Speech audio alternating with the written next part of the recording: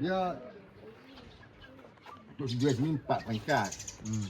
Umur sebulan lebih RM40. So, RM40.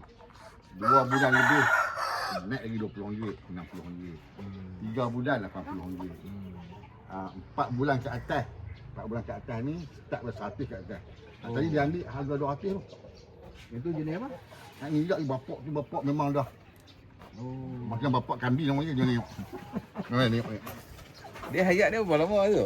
Dia sampai 8 tahun. Panjang 8 tahun. panjang umur dia tu. Tapi kot kita lah tengok apa nama. Dia nak bagi panjang umur kalau kita melepas. Ni lepas. Tapi lepas kentang. Pinam lepas kan. Dia tak minum apa? Boleh lah.